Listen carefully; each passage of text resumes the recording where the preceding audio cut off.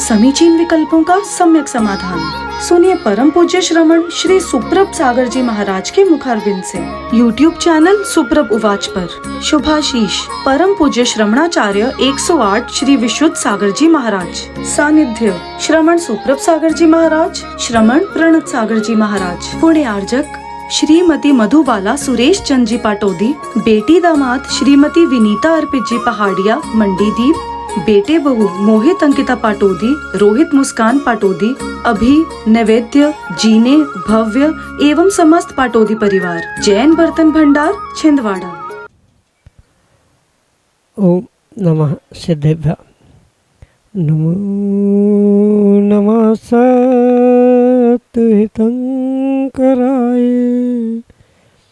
वीराय भव्याम्बुजभास्कराय अनंतलोकाय सुरार्चिताय देवादिदेवाय नमो जिनाय देवादिदेवाय नमो जिनाय। पंच परमेष्टि भगवान की जय। परम पूज्य आचार्य भगवंत गुरुवर विशुद्ध सागर जी मुनि महाराज जी की, परम पूज्य मुनि श्री सुप्रभ सागर जी महाराज जी की जय। समीचीन विकल्पों का सम्यक समाधान।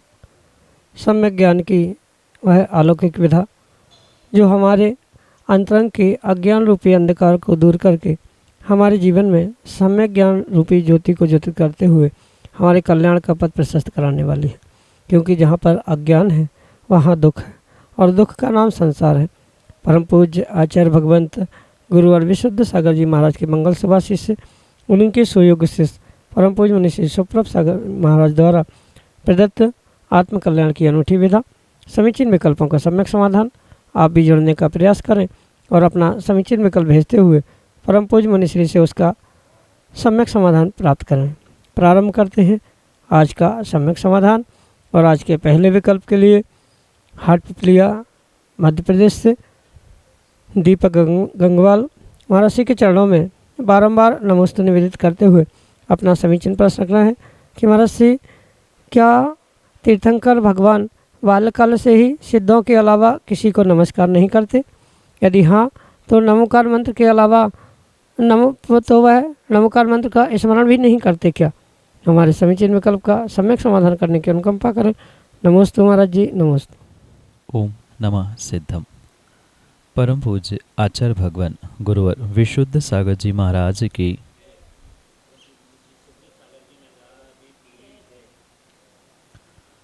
हाँ, ये सत्य है कि तीर्थंकर भगवान का नियोग होने के कारण से वह अपने बाल्यकाल में सिद्ध परमेष्ठी के अलावा अन्य किसी परमेष्ठी का सुमिरण करते ही नहीं हैं। वे जब भी किन्हीं परमेष्ठी को स्मरण करते हुए उच्चारण भी करेंगे तो वहाँ वे ओम शब्द का भी प्रयोग नहीं करते, क्योंकि ओम बीजाक्षर के साथ पंच परमेष्ठी वाचकता प्राप्त होती है या ओम से पंच परमेष्ठी की सूचना मिलती है, गर्भित होते हैं पंच परमेष्ठी इस ओम में। इस कारण से वे ओम नमः सिद्धेभ्य भी नहीं अपितु मात्र नमः सिद्धेभ्य बोलते हुए ही अपना प्रत्येक कार्य प्रारंभ करते। और इसी कारण से वे नमोकार मंत्र को भी किसी प्रकार से स्मरण नहीं करते, याद नहीं करते। अगर नमोकार मंत्र को पढ़ते होते, याद करते होते, स्मरण करते होते तो कहीं न कहीं उन्हें पांचों परमेष्ठी को नमो आर्याणम, नमो वज्जायणम, नमो अरिहंताणम आदि रूप सभी पंचपरमेष्ठी को स्मरण करना आवश्यक होता। पर क्योंकि उनका नियोग है, वे तीर्थंकर भगवान स्वयंभू होते हैं, स्वयं सिद्ध होते हैं, किसी निमित्त को प्राप्त करना ही नहीं, मतलब किन्हीं आचार उपाध्याय साधु आदि को साक्षात गृहस्थ अवस्था में भी प्राप्त नहीं करना, उनके दर्शन नहीं होना, ये उनका नियोग होता है। एक विशेष पुण्य प्रकृति के रूप में तीर्थंकर प्रकृति को स्वीकार किया जाता है और इसी कारण से ये सभी नियोग प्राप्त होते हैं और इन नियोगों के कारण से ही वे कभी किसी प्रकार से नमोकार मंत्र का स्मरण नहीं करते, उच्चारण नहीं करते। वे जब भी कुछ इष्ट को याद करने का प्रयास करते हैं वे नमः सिद्धेभ्य, नमो सिद्धाणम आदि आदि शब्दों का, आदि वाक्यों का ही प्रयोग करते हैं, या ऐसा कह दो कि मात्र सिद्धों का ही सुमिरन करते हैं। अन्य किसी भी परमेष्ठी को वह याद बिल्कुल भी नहीं करते हैं, स्मरण भी नहीं करते हैं। क्यों नहीं करते? तो उनके उस पर्याय जन्य व्यवस्था का नियोग होने के कारण से ही ये किसी प्रकार से, चाहे बाल्यकाल हो, युवा काल हो, दीक्षा लेने तक ही नहीं, दीक्षा लेने के उपरांत भी वे अन्य किसी भी परमेष्ठी को, सिद्धों को छोड़कर स्मरण नहीं करते। ये उनका नियोग है और इसी कारण से वे नमोकार मंत्र भी ना पढ़ते हैं, ना स्मरण करते हैं, ना उच्चारण करते हैं।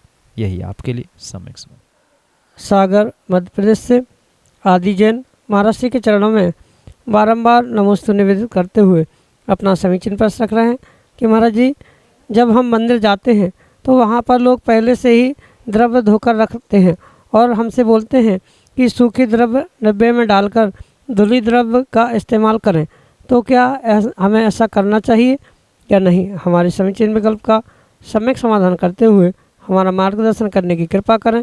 नमोस्तु महाराज जी, नमोस्तु। वास्तविकता तो यही है कि श्रावक को अपने स्वयं के द्रव्य से ही भगवान की पूजन अर्चना आदि आदि करनी चाहिए।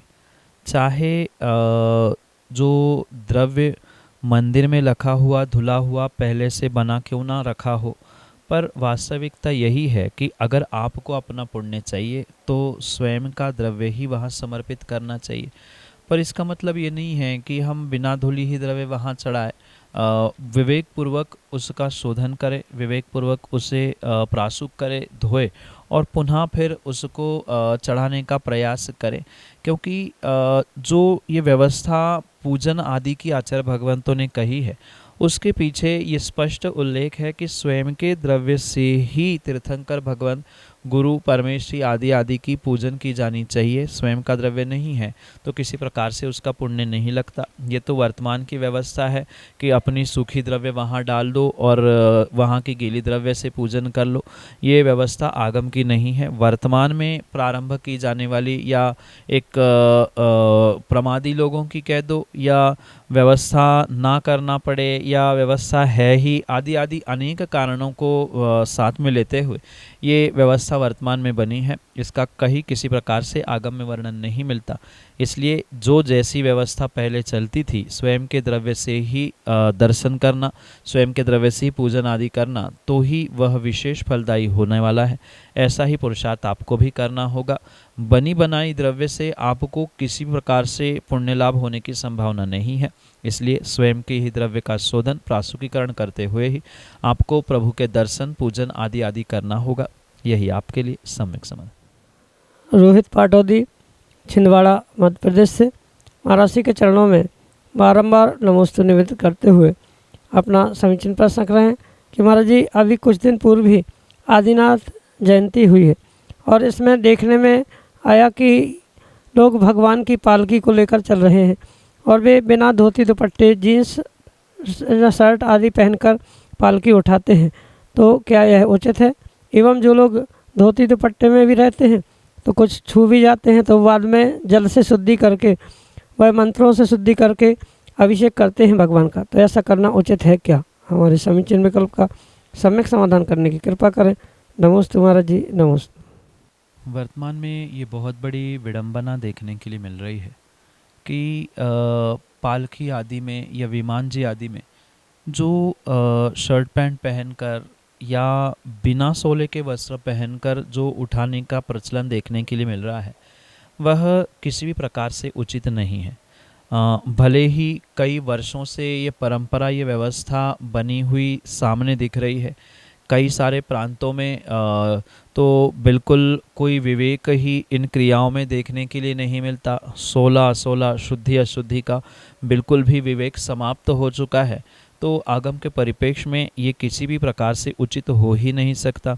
जो विधिवत उस विमान को, पालकी आदि को उठाते हुए शुद्ध वस्त्रों की व्यवस्था है, बिल्कुल उसी शुद्ध वस्त्रों के साथ ही उस व्यवस्था को आगे बढ़ाने का प्रयास करना चाहिए। और स्वाभाविक रूप से जब सभी शुद्ध वस्त्रों में रहेंगे तो छूताछूत का, सोले आदि का खराब होने का कोई विकल्प ही वहाँ शेष नहीं रहेगा। और माना कि किन्हीं कारणों में ऐसे जुलूस या आयोजनों में अशुद्ध हो रहे हैं वस्त्र, तो उन वस्त्रों की पुनः शुद्धि की करनी आवश्यक है। और ये जो विपरीतता वर्तमान में दिख रही है, शायद इसी कारण से जो तीर्थंकर भगवान का अतिशय दिन ब दिन घटते हुए दिख रहा है, कहीं ना कहीं इसके पीछे का मुख्य कारण यही समझ में आता है कि ये जो अशुद्धि के साथ भगवंतों के विहार है, अशुद्धि के साथ उनका अभिषेक नमन आदि है, ये कहीं ना कहीं वर्तमान में श्रावकों के पुण्य को क्षीण करने के लिए और तीर्थंकर भगवंत मंदिर प्रतिमाएं आदि के अतिशय भी कम करने के लिए निमित्त बन रही है। इसलिए विवेकपूर्वक प्रत्येक श्रावक को शुद्धि पूर्वक ही विमान जी या पालकी आदि अपने कंधों पर लेकर चलनी चाहिए, क्योंकि भले ही परमात्मा पालकी में विराजमान है, डायरेक्ट कोई उसे स्पर्श नहीं कर रहा है, पर कंधे पर तो पालकी रखी और पालकी में ही भगवान विराजमान है। यूँ देखा जाए तो व्यवहारिकता में भी ये बात जमती नहीं है। जो लोग देखते हैं तो फिर वे कहते हैं, जब आप शर्ट पैंट में या जीन्स टी शर्ट में या कुर्ते पैजामे में बिना सोले के या सामान्य वस्त्रों में भगवान की पालकी को उठा रहे हैं, तो हम भी फिर अशुद्धि में या जैसे चाहे वैसे भगवान के पास पहुँचे। आपकी देखा सेखी करते हुए कई बार फिर वे नॉन जैन श्रावक भगवान को भी स्पर्श कर लेते हैं, वेदी तक भी स्पर्श करते हुए देखे जाते।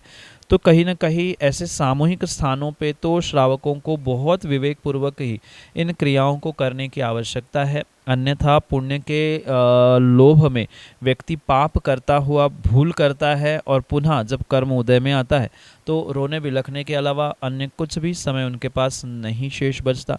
इन बातों को ध्यान रखते हुए ही विवेकपूर्वक, मर्यादापूर्वक, शुद्धि के साथ ही जिनेंद्र भगवान की पालकी, जिनेंद्र भगवान का विमान जी, रथ आदि के आयोजनों को करने की आवश्यकता है। रथ में तो फिर भी समझ में आता है कि रथ के जो चालक है वहाँ बहुत दूरियां है, और यहाँ तो पालकी विमान जी में तो साक्षात परमात्मा अपने कंधे पर है। तो जितना शुद्धि का ध्यान रखा जाएगा उतना विशेष फल वहाँ पर होने की पूरी संभावना है। ये ध्यान रखते हुए ही आप बुद्धि और विवेक पूर्वक मर्यादा सोले का ध्यान रखते हुए ही विमान, पालकी आदि उठाने का प्रयास करें। यही आपके लिए सम्यक समाधान। सुभाष पाटनी, हाट पिपलिया, मध्य प्रदेश से महाराज जी के चरणों में बारंबार नमस्ते निवेदित करते हुए अपना समीचीन प्रश्न रख रहे हैं कि महाराज जी, हमें अपनी अंतरंग की विशुद्धि बढ़ाने के लिए क्या करना चाहिए? हमारे समीचीन विकल्प का सम्यक समाधान करने की कृपा करें। नमस्ते महाराज जी, नमस्ते। व्यक्ति के मन में अगर किसी भी प्रकार के संकल्प विकल्प है, संक्लेश परिणाम है, तो वह कभी भी किसी भी प्रकार से अपने जीवन में विशुद्धि को प्राप्त नहीं कर सकता। कहने का तात्पर्य ये है कि व्यक्ति को अगर विशुद्धि प्राप्त करनी है, जीवन में कुछ विशेष कार्य करने हैं, तो किसी भी प्रकार से जो हृदय में, मन में, दिलो दिमाग में, अंतरंग में जो अशुद्ध परिणाम संक्लेश रूप, संकल्प विकल्प रूप, राग द्वेष रूप, विषय कषाय रूप उत्पन्न हो रहे हैं, उन्हें पूर्ण रूप से दूर करने की आवश्यकता है। और जितनी गहराई से और जितने विवेक पूर्वक आप उन परिणामों से होने वाली अशुद्धि को दूर करने का प्रयास करेंगे, विश्वास मानना, उतनी ही तुम्हारी विशुद्धि बढ़ने की पूरी संभावना है। उस विशुद्धि को कहीं न कहीं किसी प्रकार से बाधित करने वाले साधनों में ये संक्लेशता, ये राग द्वेष परिणाम आदि निमित्त बनते हैं। और जहाँ जहाँ किसी भी प्रकार से काशायिक परिणमन, राग द्वेष का भाव उत्पन्न हो रहा है, वहाँ नियम से जीव अपने इस बहुत बड़े भूल को भूलते हुए अपने ही परिणामों से अपना ही स्वयं का घाटा कर रहा है। ये ध्यान रखें। बाकी के बाहर के निमित्त तो बहुत हो सकते हैं, द्रव्य, क्षेत्र, काल, भाव, इनके प्रभाव से भी विशुद्धि बन सकती है, पर अंतरंग भावों की जितनी विवेक पूर्वक हम भावों पर पुरुषार्थ करेंगे, उतना ही विवेक पूर्वक आप अपने जीवन में विशुद्धि को प्राप्त करने वाले हो सकते हैं। साथ में बहिरंग उपायों के निमित्त से ग्रंथों का स्वाध्याय करना, अध्ययन करना, गुरु भगवंतों के पुनः पुनः उपदेश सुनना आदि करते हुए भी हम इन विषय कषाय, संकल्प विकल्प, संक्लिष्टताओं से दूर होने की पूरी संभावना है। और जहाँ संक्लिष्टता से दूर हो गए, वहाँ स्वाभाविक रूप से आप अपनी आत्मविशुद्धि को प्राप्त करने वाले हो सकते हैं। यही आपके लिए सम्यक समाधान। द्वय मुनिराजों के चरणों में कोटिशा नमोस्तु निवेदित करते हुए मेरा प्रश्न यह है कि अगर कोई श्रावक सामायिक में बैठा हुआ हो और वो अपनी गुरु आज्ञा के आधार पर वो यदि गुरु उसे आदेश करे कि वो उसे कुछ करना है, या तो वो किसी अपरिहार्य कारण के कारण उसे जाना हो, तो वो उस समय में स्थिति में क्या करे? अपने सामायिक को छोड़ दे या उसे कंटिन्यू करे? नमोस्तु गुरुदेव, नमोस्तु भगवान, नमोस्तु भगवान। सभी पापों का आर्द्र रौद्र ध्यान का परित्याग करते हुए जो संयम के प्रति अनुराग रखने का पुरुषार्थ किया जाता है, समता परिणाम प्राप्त करने का प्रयास किया जाता है, वास्तव में वही सामायिक है। पर सामायिक कितनी ही बड़ी साधना क्यों ना हो, पर उससे कई अधिक गुना एक साधक की वैयावृत्ति और किसी गुरु भगवंत का आज्ञा का पुरुषार्थ ही सर्वश्रेष्ठ हुआ करता है। इसलिए कायदा तो यही है कि सामायिक आदि में हलन चलन करना, उठना बैठना, मोबाइल चलाना या अन्य किसी पुरुषार्थ को करना ये उचित नहीं है। मात्र स्तोत्र, पाठ, भक्ति, ध्यान आदि क्रियाओं के माध्यम से ही सामायिक होनी चाहिए। पर जैसे कि मैंने कहा, इन सभी क्रियाओं के आगे गुरु आज्ञा सर्वोधार्य होती है, सर्वश्रेष्ठ होती है। संघ में भी माना कि किसी महाराज, मुनिराज या आर्यिका आदि का स्वास्थ्य गड़बड़ समझ में आ रहा है या कुछ संघ में अचानक सी कुछ विषमता सामने दिख रही, तो इन सभी स्थितियों में पूर्ण रूप से गुरु आज्ञा सिरोधार्य मानते हुए, वैयावृत्ति श्रेष्ठ तप स्वीकार करते हुए आपको सामायिक छोड़कर भी इन क्रियाओं को करना बहुत आवश्यक है। क्योंकि अगर आवश्यकता पड़ रही है और कोई बढ़िया अध्यात्म योगी बनकर सामायिक में लीन होने का भी प्रयास कर रहा है, तो ये कहीं न कहीं मायाचारी है। इतनी अध्यात्म की लीनता वर्तमान में हो ही नहीं सकती।